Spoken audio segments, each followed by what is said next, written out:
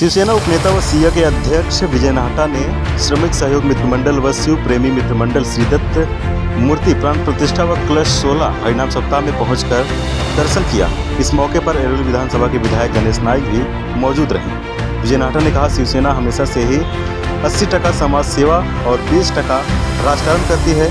शिवसेना जनता की सेवा कर रहे हैं, जैसे लोगों के लिए मुफ्त आरोग्य शिविर जैसी सुविधा दे रहे हैं। साथ ही विजय नाहटा ने सिडको एग्जीबिशन में पहुंचकर पार्क का दर्शन भी किया। छोटंसं मंदिर होतं, काही आता सांगितलं तसं, आणि त्या ठिकाणी अक्षरशः स्वप्नवत अशा प्रकारचं मंदिर एका वर्षामध्ये तुम्ही उभं केलं। तुमची जेवढी स्तुती करावी, जेवढे तुम्हाला शुभेच्छा तेवढ्या कमी आहेत।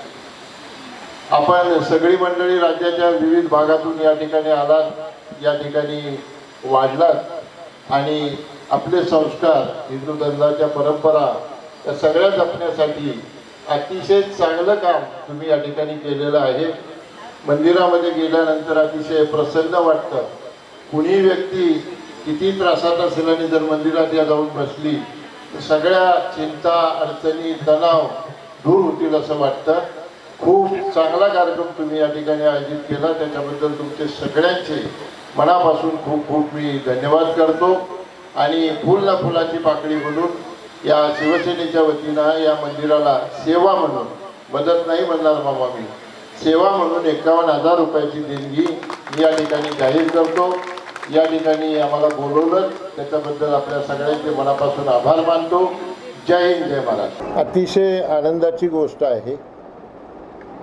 तुर्भे परिसरामध्ये आपल्या सगळ्यांना कल्पना आहे की या शहरात सगळ्यात गरीब वस्ती जास्त कुठं असेल तर ती तुर्भे भागामध्ये आहे। आणि इम्पॅक्ट गुरु फाउंडेशन आणि माझे सहकारी घरत साहेब ज्यांनी याच्यामध्ये पुढाकार घेऊन हा कार्यक्रम आयोजित केला, त्यांचं मी पहिल्यांदा मनापासून आभार मानतो, अभिनंदन करतो। आपण पाहिलं असाल की शेकडोच्या संख्येने लोक या ठिकाणी आलेले आहेत आणि त्या लोकांची सर्व प्रकारची तपासणी करण्याचं काम, मग ते हाडाची तपासणी असो, चष्म्याची तपासणी असो, रक्ताची तपासणी असो, ब्लड प्रेशर असो, अशा विविध प्रकारच्या तपासण्या मोफत या ठिकाणी केल्या जात आहेत। ही खूप चांगली गोष्ट आहे। आणि इतकंच नाही तर ज्यांना नंबर वगैरे आहे त्यांना मोफत चष्मे देण्याचं काम देखील यांनी केलं, त्याच्याबद्दल त्यांना मी खूप खूप धन्यवाद देतो। आणि तुम्ही पाहिलं असेल की अशा अनेक सेवाभावी संस्था या शहरामध्ये काम करतात आणि म्हणून गरीब माणसांना फार मोठा दिलासा या ठिकाणी मिळतो।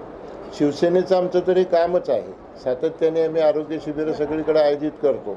सुदैवाने या भागामध्ये अतिशसारखा एक तरुण तडफदार पदाधिकारी आम्हाला मिळालेला असल्यामुळं सातत्यानं दर 8-10 दिवसांनी कुठलं तरी जनतेच्या उपयोगाचं, जनतेच्या गरजेचं, जनतेला काहीतरी उपयोग होईल अशा प्रकारचे उपक्रम तो करतो आहे।